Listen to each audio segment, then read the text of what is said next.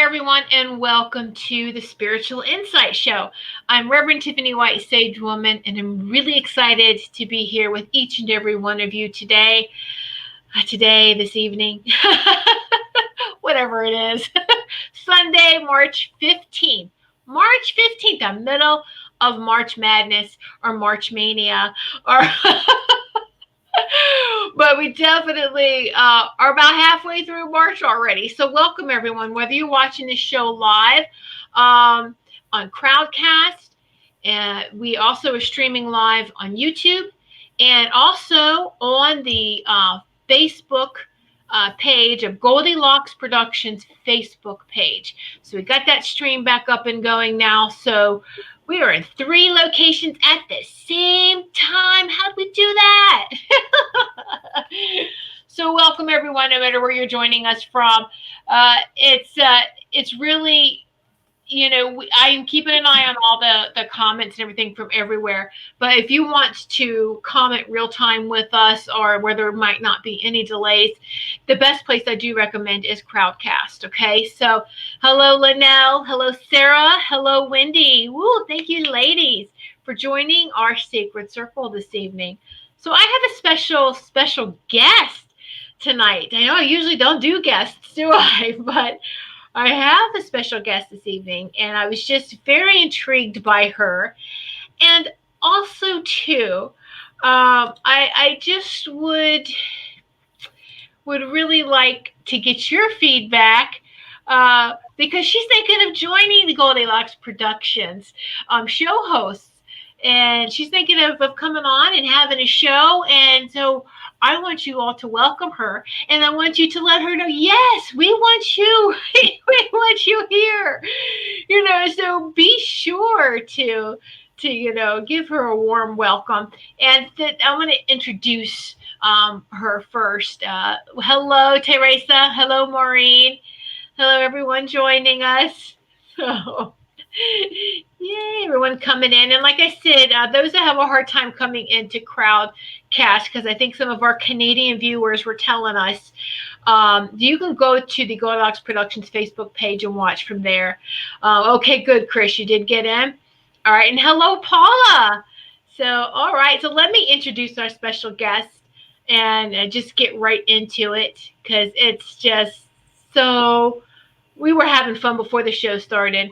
So my special guest is Darity Wesley, and she is author, speaker, lawyer, the modern day oracle. Woo! And she's also got another great website. I post both the websites in the beginning. I can post them again. Tame that monkey mind. And that's what we're going to talk about this tonight, is tame that monkey mind. But without further ado, let me bring her on. And welcome, Darity. How are you? Hi, I'm fine. Thank you. Thank you so much for having me. I'm so excited to be here. I know, it is so exciting. So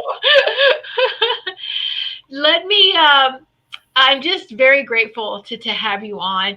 And like you probably heard, is I want all the viewers to know if you want Darity to join our show host, because yay, this is giving her a taste of what the shows are like. And I'm pretty sure though she could do TV or radio, but she may want to do podcast and radio starting off first. We'll see. But I'm just introducing her to the family. Lots to learn. All right. So, a lawyer, that's really interesting. A lawyer and an oracle. Wow. Yeah. That's mind-blowing. That's quite a combination, I think. Yeah. Left brain and right brain. Yeah. But I have transitioned from being a lawyer. I have been a lawyer. I started being a lawyer 35 years ago. And after a fabulous, successful 35-year legal career, I have decided to step into my wisdom sharing. And that has always been a part, underlying, but yet a part of my life as I work through my legal world. And yet still, now I'm moving into that full time. So I've just transitioned out of the law. Last year was my first year of not working in my law firm. I passed it on to another gal, and she now runs what I call the Lotus Law Center, and business lawyers, privacy and information security, and the firm is still there, and fabulous women's law firm, and doing business. And so that's my next step out is writing books and stepping into sharing the wisdom that I have from many years on this planet, and have been studying the esoteric world for a very long time. Oh, wow. Yeah. It's just part of who you are, right? It always has been, yeah. Started reading tarot cards and doing palmistry when I was 15 years old. So I've been a very long time with what's esoteric. Of course, things have changed and moved and shifted, and we're living in a whole new energy now, which is just phenomenal. And really excited to be sharing in that new level that we're stepping into. The new reality, as I talk about. Isn't that amazing, just the things that we can talk about now that we couldn't maybe 15 years ago, right? Yeah. I was out on the speaking circuit that, that was something that I never talked about. And yet people would come up to me, like after I'd been on stage speaking, they'd come up, and those that had ears to hear me and who I was would come, and we would have those conversations, like, over the wine at the reception after the conferences. And so it was really interesting to meet so many wonderful people out there who were like-minded. And so I'd have that opportunity to share with them as we moved along. So it's been quite a journey for me. It's absolutely fabulous. Yeah. All right. So Chris, you can only see me. Please refresh, because I can see us on Facebook Live. I can see us on YouTube and here. So, I mean, it's, if, anyone has any issues, just please kind of just refresh. Okay, there we go. Had to sign back in. Okay, good. Now I can hear and see you both. Excellent. There we go. Yay. So Linnell, my daughter is in school for patent law. Patent law. Yeah.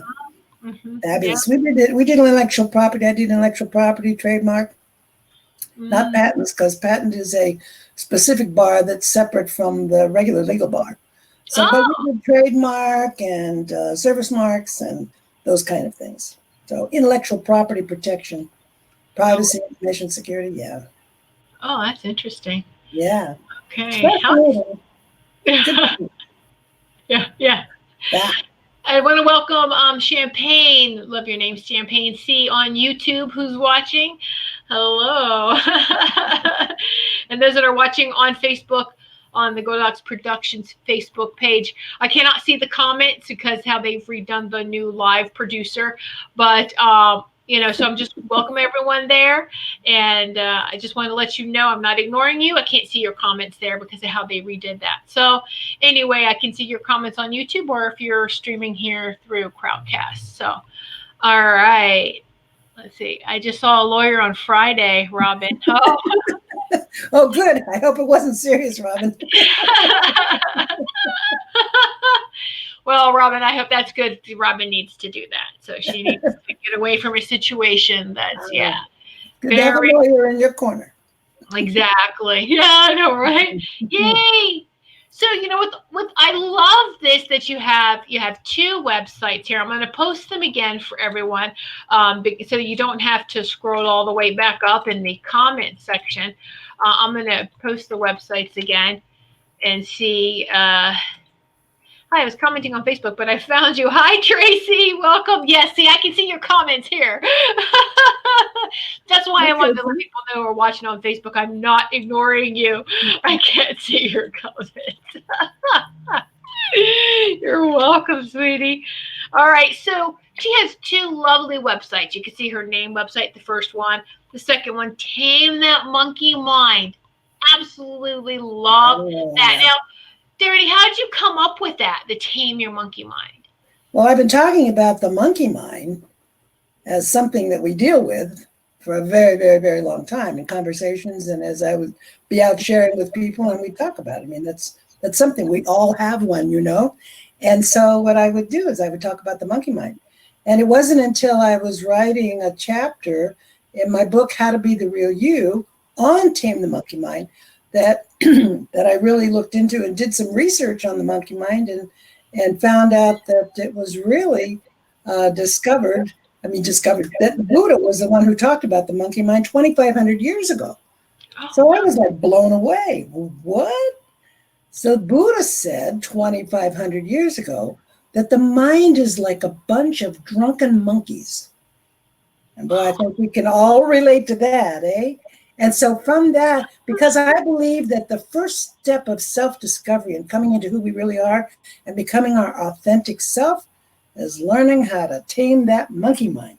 And so tame that monkey mind is what came. And because taming it is because as much as a pain in the patootie that to monkey mind is, we need it. It keeps us on time. It keeps us on our schedule. It reminds us of things to do. So there's a function for that monkey mind. But then there's that other aspect, that aspect of fears to fear and dramas to deal with and scenarios and what ifs and woulda, coulda, shoulda, and all that stuff. Conditioning, in my opinion, things that we've been conditioned from since birth, actually. A monkey mind is conditioned from birth. So that brought that whole thing. And so in my book, How to Be the Real You, that I just happen to have here,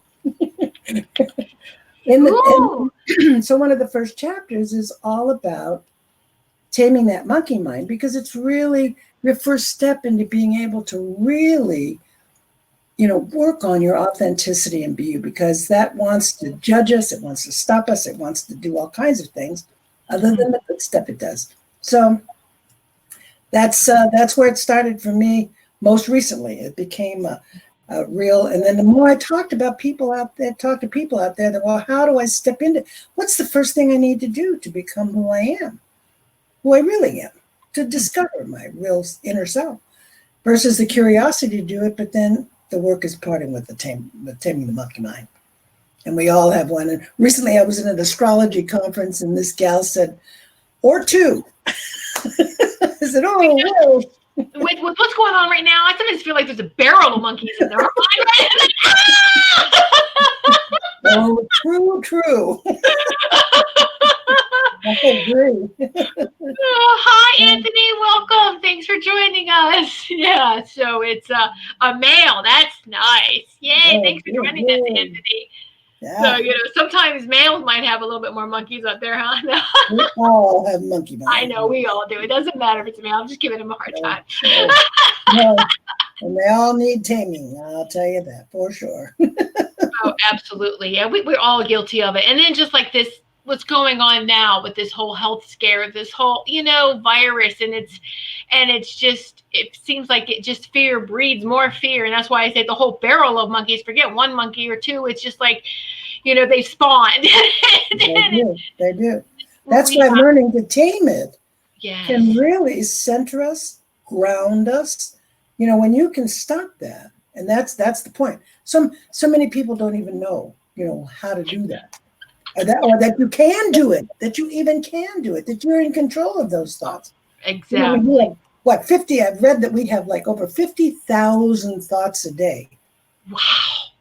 And so it's and it's the monkey mind that's doing a lot of the generation of that stuff, because if you think about what kind of thoughts are going all the time. And so it's when we start looking at those and thinking about what they are, go, whoa. It's just crazy stuff sometimes. And you have to learn how to not do that, how to stop it. So taming that monkey mind is important for us. It is. So Robin comments, I'm a Gemini. I have more than one.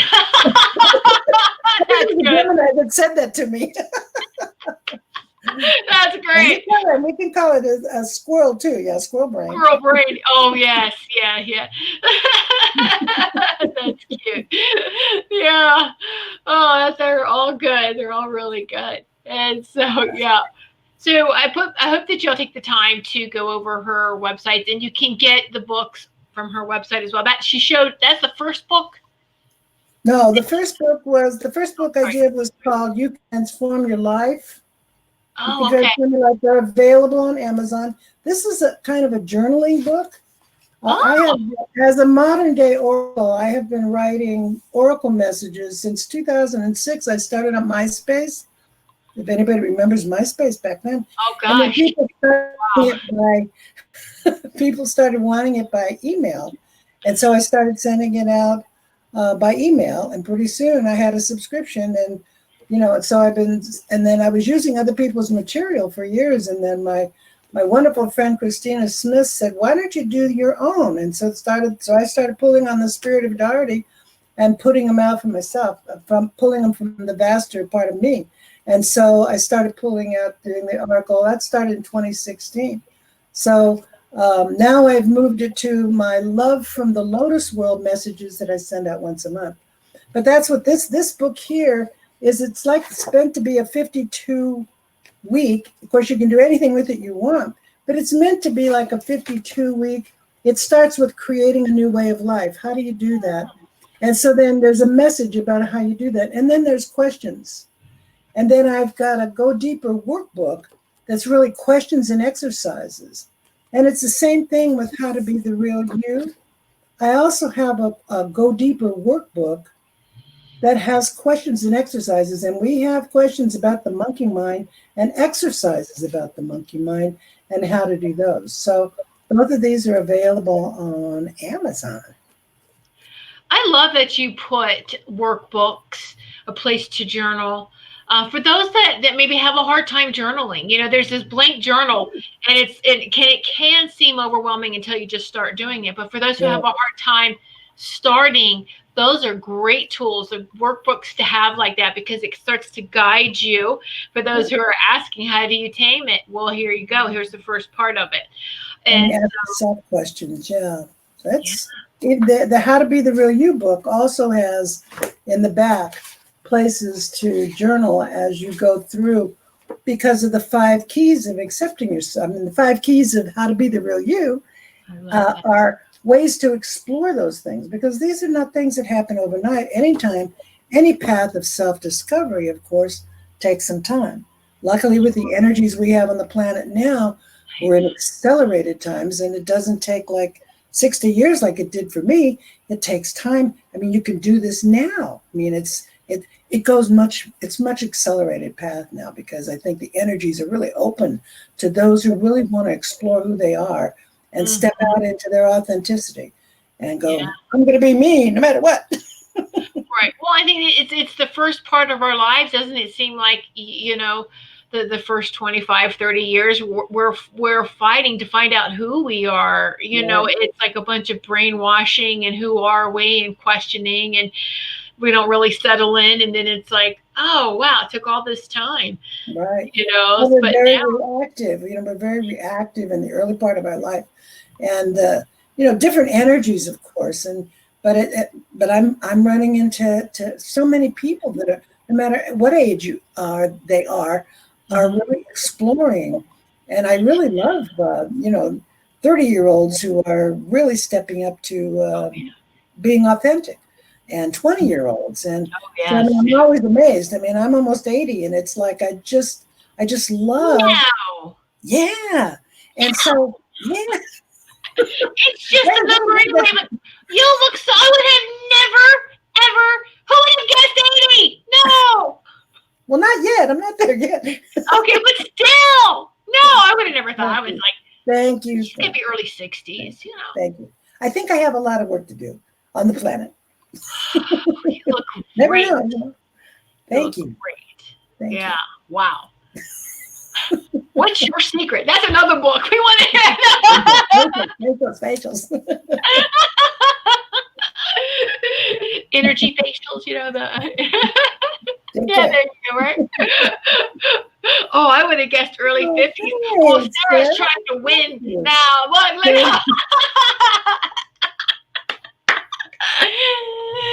I'm picking up Sarah. That's my godson's mom. That's my dear friend, Sarah.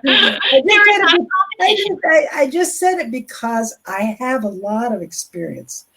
I slogged through the mud of the 40s and the 50s and the 60s and oh, wow. And so I really feel like now, because I have lived a good long time, I see the acceleration now of the energies on this planet that are affording every single one of us an opportunity to step into the vastness of who we really are. And that's where I feel I'm going with my wisdom teaching, which I'm just having stepped out of the law my first year. It's my, I'm still like, you're still transitioning, right? Yeah, exactly. So essentially, you know what, I have so much respect and thank you so much, because you're one of those that helped pave the way for all of us now. Oh, thank you. I really feel that, and thank you so much, because I know it wasn't easy to go through those times. No, they thought you were crazy. They're going to put you away, Yeah, that's really scary. I know, right? Yeah. Yeah. Times are much different now, for sure. Mm-hmm. Which is good. It's time. It is good. It is good. It is. All so right. I've had a lot of the point with that is I've had a lot of opportunity to work on my monkey mind. So when I tell my monkey mind to shut up, it shuts up, usually. Yeah. Just depending on what it's doing, but because of the practice, and that's kind of the point that I love sharing about learning how to tame that monkey mind, is that it works.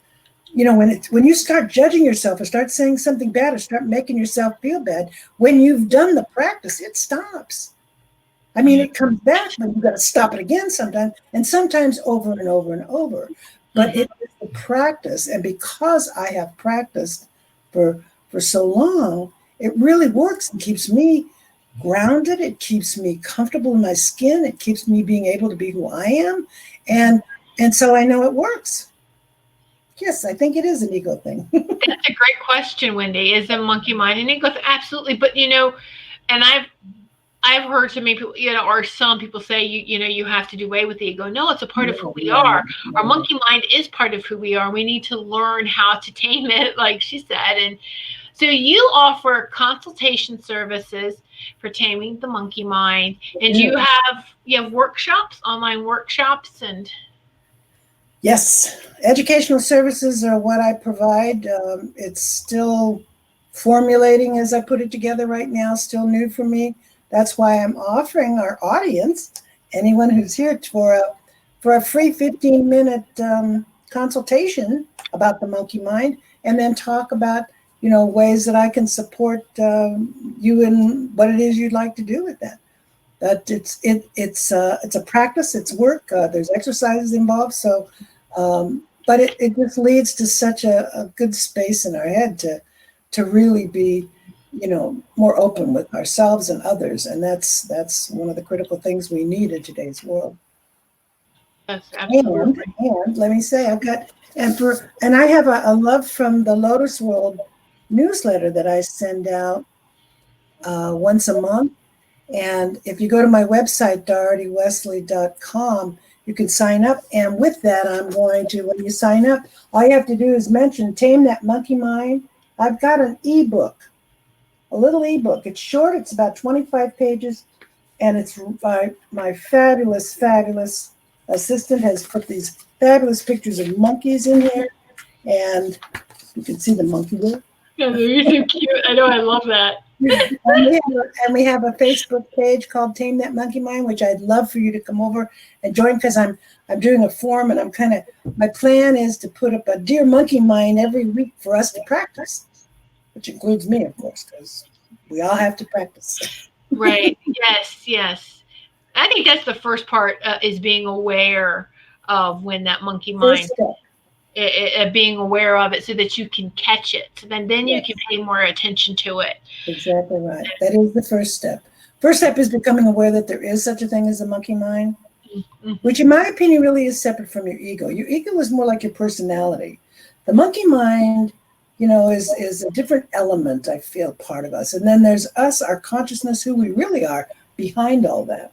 And so because of these different layers of who we are, I feel like, that monkey mind is really a conditioned part of us that we really have the ability to monitor and control, and that supports even our ego, which we need our ego, like we need our monkey mind. We Right. need those things because they're part of our personality and they help us deal with this matrix we live in, in this third dimensional reality. And so I feel like that's part of it. Yeah.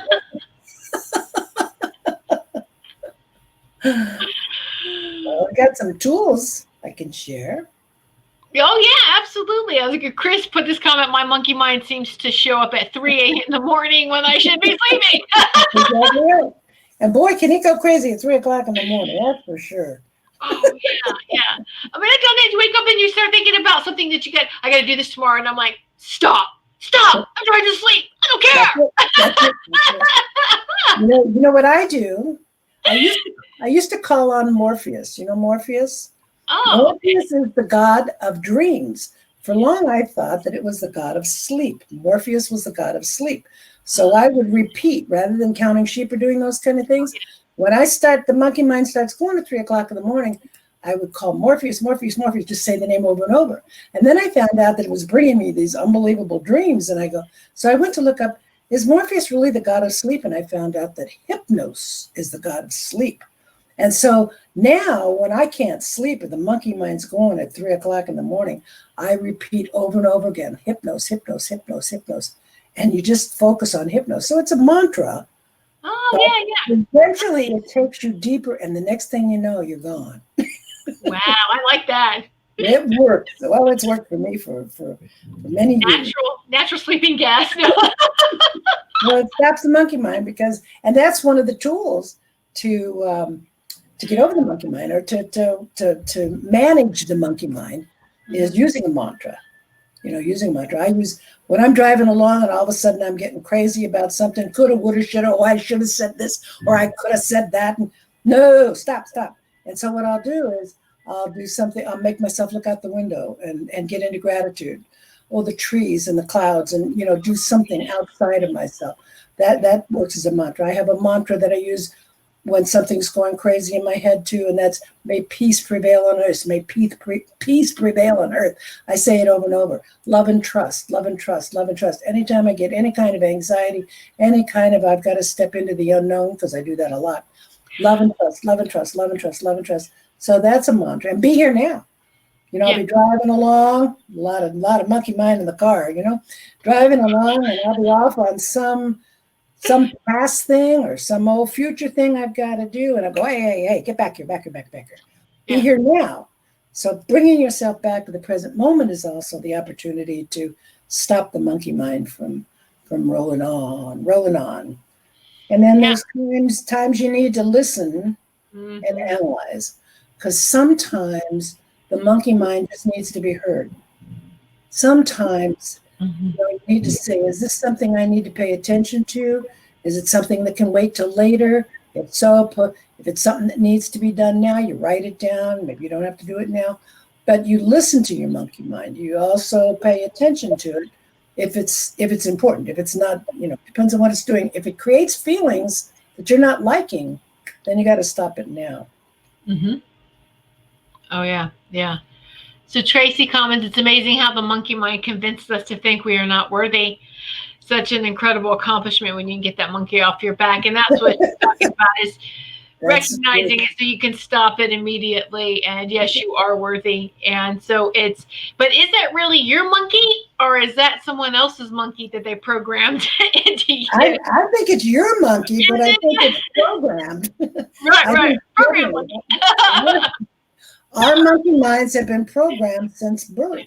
Yeah. And we accepted all that information. That's what I talk about in my book, How to Be the Real You, because one of the first key in the book is accepting yourself. That's the first key, is learning how to accept yourself as you step into who you really are. Mm-hmm. Is you get to that place. It's a practice to accept yourself. And so and part of that is the conditioning and getting past the conditioning in the monkey mind part too. The mantra I used to use is, I am peace, I am power, I am all that I can be. Nothing shall come to me that is of a negative nature, for I am the light, and so be it. I forget about it until just now when I started to talk about mantras. Oh, there you go. Nice, Chris. Yeah. Well, it's also hard to think, about mantras sometimes when you're 3 a.m. going, you're trying to figure out who you are, where you are, you know. Wait a minute.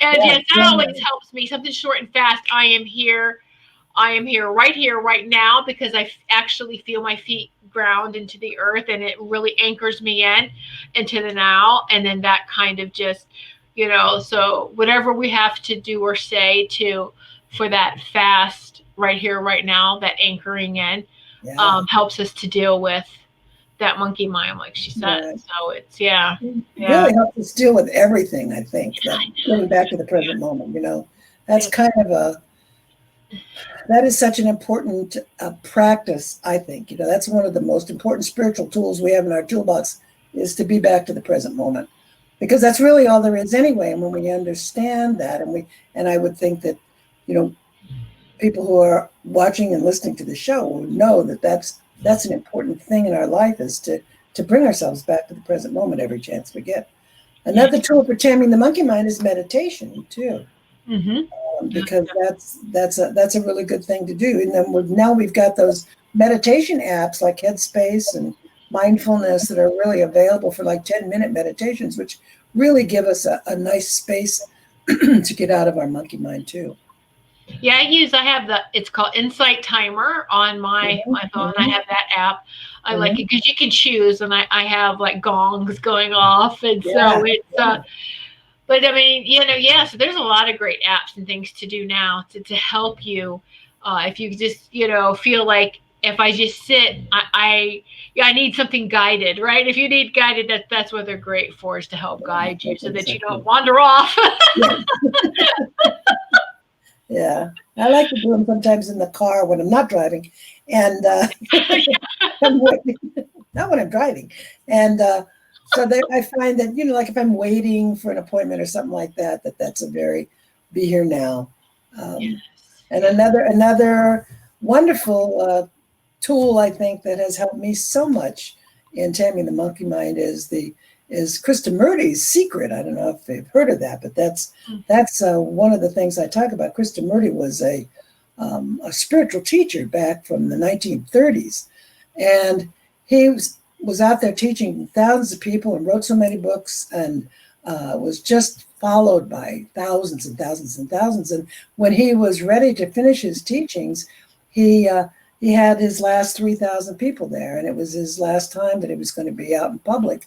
And he told them, he said, I want to tell you my secret. And they all sat forward in their seats going, oh, at last, here our spiritual teacher is finally going to give us the message. And he said, my secret is, I don't mind what happens. And the profundity of that affects some people. Some people don't get it. Some people do. But it got me when I heard it, because I realized that it took me to a new spiritual level, in the sense that everything is what it is, doing what it does, and therefore minding what happens is only its effect on me. And so now when stuff happens, like a delayed flight, for instance, I remember one of the first times I got to say, well, good thing I don't mind what happens. And so it releases you from that worry, and the brain, the monkey mind, just going ding, ding, ding, ding. I don't mind what happens. So it brings you to a place of understanding. A lot of people have said to me, but I care. And I've told people so many times, it doesn't mean we don't care. Mm-hmm. You still care. But when you don't mind what happens, you're acknowledging a level of acceptance that just, takes us to a whole new level. And it's a practice, I promise you. But it is one that has really filled my heart for like the last 5 or 6 years that I've been doing it. And it's just a phenomenal. I don't mind what happens. And you got to mean it, of course. Yeah. There was just last year or a year and a half ago or something, and traveling is a big, so my husband and I, we were going to Vegas, and on we had a couple of layovers, and one of those planes, they had the layovers so short that we missed the other plane. And so it was like, okay, so now we got to wait till, when the next flight is. early, this was like late at night. This was like 10 Yeah. or 11. I know the next one doesn't go out till 5 in the morning. Yeah. And we're just as like, I could feel my husband, anxiety just start. And I'm like, I just have to step back for a minute and just take some deep breaths, and I'm like, you know what? Whatever happens, I'm okay with it. It's fine. I'm just going to stay calm and let's just see what happens. And it actually ended up working out in our favor. So, I mean, we got there, but it was just, I remember that moment so profound of literally, I'm taking a step back from this. It's a real trusting moment for us too. It is, when we come to the place of really trusting that everything, that all is well, which is something I constantly say. When we really trust at the highest levels that all is well, and we integrate that into who we are, that really gives us the ability to face any kind of adversity, including the things that are experiencing on this planet as we shift right now. And I think that's really something that's really good for us to do. Mm-hmm. Oh, absolutely. Yes. Yes. It's so helpful. So, did you come up with these tools or utilize these tools when you were a lawyer? Did it help you then too? Oh, yeah, sure. Yeah. I would say probably, like I said, last 5 or 6 years on not minding what happens. So that's oh yeah, there you go. I started downsizing my law firm in 2011, and so it took me about 5 or 6 years to step into that movement, because I built and built and built and built. And wow. I didn't even get out of law school till I was 40. So it was, and then I ran for Congress in there, and so there were a lot of things that I've done in my life.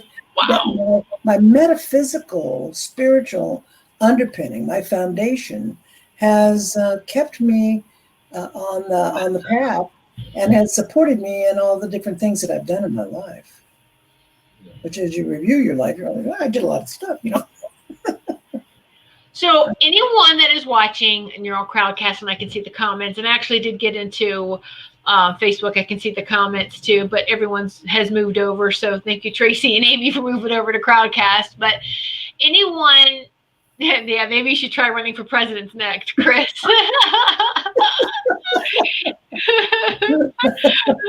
I was waiting for that. I knew someone was going to say something. Yes. But if anyone has a question for her now pertaining to the monkey mind, just please put that question in the comments. And so anything we were talking about is good with me. Yeah. So there we go. So maybe something that we haven't covered, So if you have any, so she's given us some very powerful tools to use, and let's see, because Chris is in Canada, she's now more stable. Yes. Well, of course she is. Exactly. I love that. Everyone is agreeing with Chris too. See what you started, Chris. No, that's great. See, it's coming soon. So, Paula, what's the best way to begin taming that monkey mind? Well, I think what I said earlier, which is really just becoming aware of it. So now it sounds like everybody here is aware of it. So then the first step you'd have to do is start stopping it, not letting it go away. And that's a lot of times you have to do it over and over and over and over and over, because that's how it works. It will finally get that you're not going to go there. So depending on whatever kind of scene it wants to paint for you, or take you back to some past childhood drama, or some kind of fear, or whatever, that monkey mind, and because it doesn't feel good. Yeah. Monkey mind is a self, our self-critic. I mean, it starts putting you down, something like that. Oh, you stupid, you don't know what you're doing. What are you doing here? You shouldn't be doing this anyway. That kind of stuff, you got to stop it right away. So that's really, I think, the first step is to start practicing stopping it. Start practice stopping it. Yes, yes. I was looking at the comments. Tracy, I've been practicing living my authentic self and building business with helping others for the last 2 years. How do you overcome those who attack you? Always seem to come at me. And I repeat to myself, continue to be the authentic self and don't think about what others think. But it just always happens anyway. It does happen. And that's another one of the 5 keys in my book, How to Be the Real You, is to stop caring what other people think. That's how I get by it. I don't care what other people think. It's none of my business what other people think of me. As long as I'm being me and being authentic, it doesn't matter what they think. If it has, and that's the most powerful thing, in my opinion, you can do, is in being yourself, stop caring what other people think. That's a practice too. That's not and none of this stuff is just, oh, let's just do it either. I know that. Yeah. But it is a practice to put into place to not care about that. As a lawyer, there were lots of things I did for clients who were attacked online and that kind of stuff. But I also have always had the firm belief to not give any negative attacks what I call legs. I've had clients that would come to me, these guys are really doing awful things. I'd say, you either give it legs or you don't. It depends on how far you want to take it. So you just let it slide. You just let it slide. If you engage in that negative back and forth, it's not good for you. It's not good for your health. Nope. Stop caring what other people think. Not easy, but my book talks about it. Yeah. Practice. But I understand. But that's part of it is not minding what happens. Mm-hmm. You want to do that, fine. Ho'oponopono is another one of the tools that I use. Ho'oponopono, somebody's attacking me, it's ho'oponopono. I have had that. Mm-hmm. And that's what I do. I feel I put that forgiveness, making things right energy, and it transforms a lot of that stuff. Maybe it just transforms it for me. I don't know what it does for them, and I don't care. But what matters is how I feel through that process. That's something I do. That's beautiful. Yeah, it's very powerful. It does work. And Chris, can you use humor to stop the monkey mind, like laughing at yourself? Oh, absolutely. Oh, yes. Oh, yes. A lot of times, what do you think you're doing now, huh? No. Yeah, right. Because, remember a time when maybe, you didn't want to be laughed at? And when you can laugh at yourself and accept that you're laughing at yourself, I think that's huge. Yeah. And then start joking, but in a nice way, not putting yourself down, but just laughing. Yeah, like she said. So that's the experience I had when I first started practicing not minding what happens. I was speaking at the Raw Living Festival, and I speak a lot on death because I am a death diva also. So I speak a lot on death, and I was having a conversation. I was going to speak about death, and my friend was going to speak about birth because they're both the same kind of energy and chemicals that are released in the body and so forth. So we prepared this beautiful PowerPoint, knockdown, drag me out PowerPoint. It was beautiful. And then we find out, well, they don't have any electronic equipment. They're not going to have anything for us. So I'm like, well, we spent all these hours putting this PowerPoint together. It's always my key for what I want to say next. Yeah. Well, let's print it out. So we sent it down to the hotel room printer. And when she went down to get it, there wasn't any paper in the printer. There wasn't anybody around. She comes back upstairs to tell me, no way, were we going to get copies of our slides? And I was just about ready to go ballistic. What? Yeah. And myself said to myself, aren't you glad you don't mind what happens? And I started laughing at myself. I started laughing. Oh, yeah, but I'm just going to have to wing it. Yeah. And so that was just such a fun experience to say that to myself, Yeah. And that made me laugh. It really made me laugh because I was ready to just go off the charts. Yeah, I love that. Right. Just at that moment. And it is profound. And laughing is good. Laughing at yourself is good. Yeah. Wow. That's awesome. Thank you, Tracy. Tracy says she was online buying one of your books. So thank you, Tracy. Thank you. So So yeah. Appreciate It's your that. filter, so true. But yeah, we got to put that filter in place. A lot of people don't realize they have that, right? No. And so it's good to utilize that. And we are in total command of ourselves. Yeah, we have control over our thoughts. Nothing. It's not going through that, but we're in control of it. It's a part of our personality. It's not who we really are, but it's part of our personality. It's part of the creation, the incarnated being that we are here. So it's something we get to work with. And as we grow, as we evolve, our evolution will take us to the place where we are able to then deal with those kind of things, because they're just part of our humanity. And yet we are evolving now. Humanity is evolving to its next level. Those of us who are. I mean, there's a lot of folks who aren't. And and that's fine. Everybody is sovereign being, and they can be and do who they are.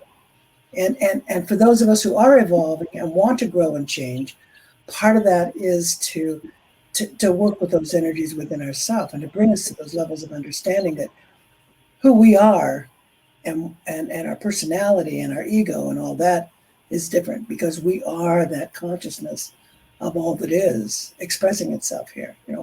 The oneness, the unity, that we are indeed all one. We are all part of that one being in action. And stepping into that is where I believe that we're going now, as more and more people are coming to unity consciousness, to the fact that we are indeed all part of just different facets, different jewels in the crown, is what my friend Solara says. Different jewels in the crown, different facets of that energy. That is everything, the consciousness. And it's fascinating. And I think that's really the next steps that we're going into as we come into finally the age of Aquarius, which is coming up here, I think in the 2023 or something, where Pluto moves into Aquarius. And the world is in that process right now as we see the shifts and what's going on, what's changing.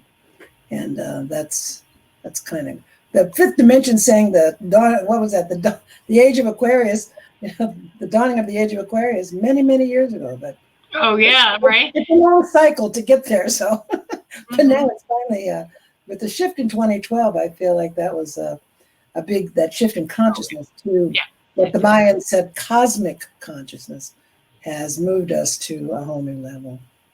I've heard it explained as the cosmic awakening 2012. The cosmic moment, that cosmic, absolutely. It's beautiful the way that the sunlight is coming in through your window. There's like rainbows. There's like rays of rainbows on you, and it's just so beautiful. Like, fun.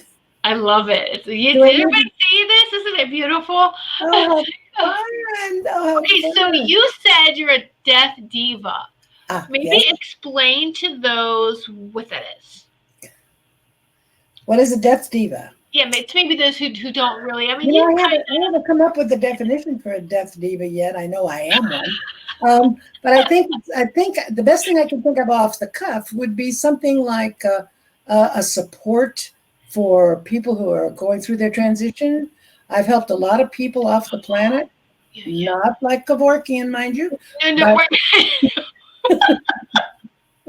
But I've been a support for those I loved, loved ones. My sister died in my arms. That's when I finally came with it. Sometimes it's hard not to mind what happens, I'll tell you that.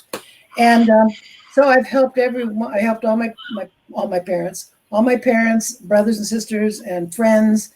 And so because of my experiences and because of my particular spiritual perspective, I guess, or my evolutionary perspective, it supports people in that process. And for those, because the next book I'm writing is what is it?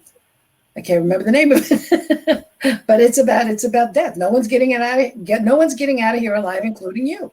So if death is the worst thing that's possible, then there's nothing to it. I mean, I've had a lot of experiences that have brought me to understanding the transition and have been able to be of support for those that have crossed over. And so I talk about it from a perspective of the past, the present, and the future. because in the past it was a taboo. We can't talk about it. As we go through present now, we're talking about near-death experiences. Technology has changed the crossing over process.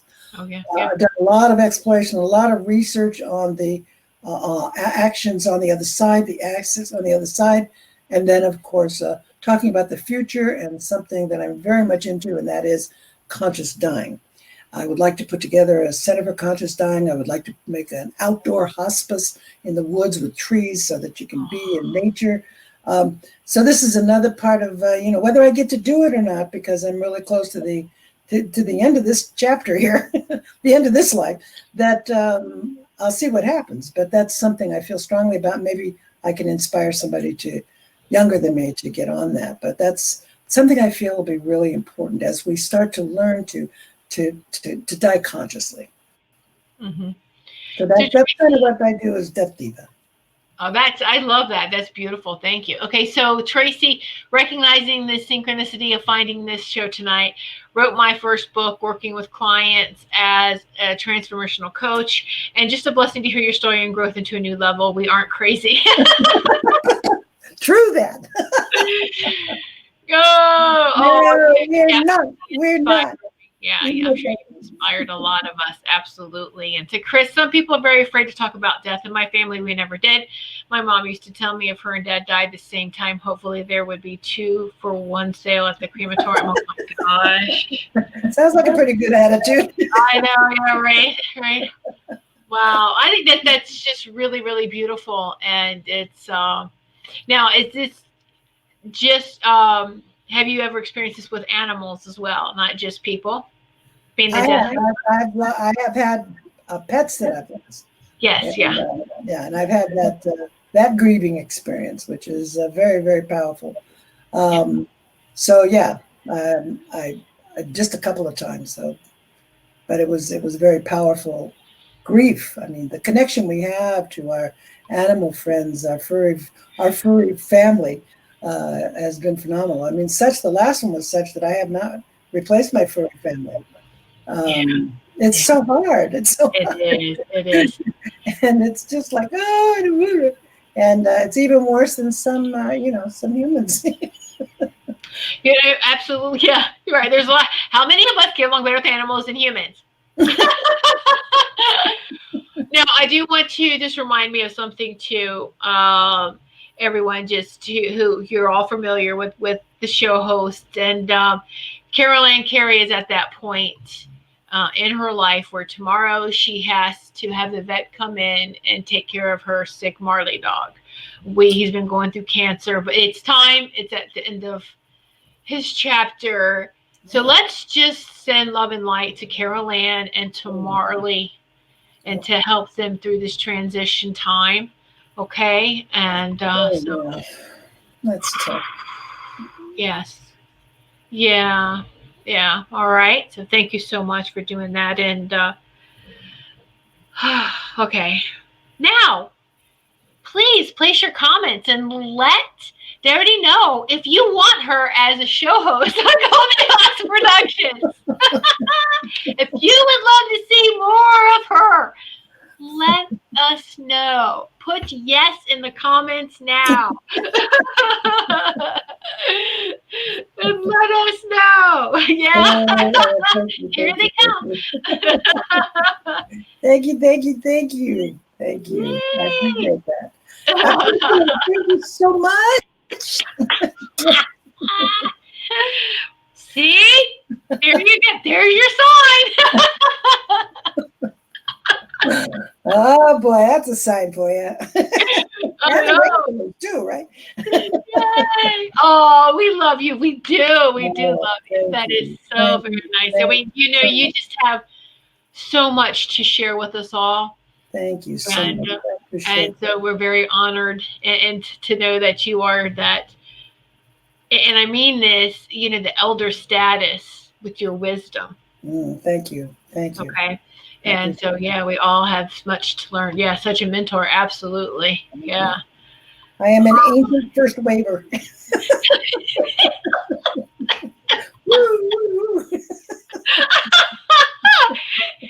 And she did not go to mental hospitals. Okay, so she stayed. Woo! Yay! Anchored first. I love that. Absolutely. Yeah. Yeah. I think that's great. I love that. We got to add that into your tagline. Anchor Yes. first favorite. Can we trademark that? I'm working on I'm working on trademarking Tame That Monkey Mind. Oh yeah, absolutely. Hold the beam with me, because we got to hold the beam on the U.S. Patent and Trademark Office to let me have Tame the Monkey Mind. I'm seeing the T-shirts already. Come on. Yeah. I think some people have other ideas on what T-shirts you should. Oh, have fun. Have fun. Thank you so much, Tiffany. Thank you. We've had such a great time, and I love sitting in this sacred circle with you and with each and every one of you. And thank you so much. And stay tuned. We'll keep you updated. And thank you. Thank you so much. Thank you. And I will place, let me just one more time for those of you who maybe missed the links, so you don't have to scroll back up. I'm going to put her links in the comments one more time, so you can visit her website, bookmark these, save these, go back to them. Sign up for my newsletter. Yeah, exactly. That's to sign up for her newsletter. And so you take advantage of, what she has to offer. And stay tuned. We'll keep you updated on her status. And so thank you, everyone. I'll see you next Sunday evening, 8 p.m. Eastern Time. Many blessings to each of you. Thank you so much again, Darity. I just love you so much. Thank you. Thank you. Good night, everyone. Have a great week. Aw.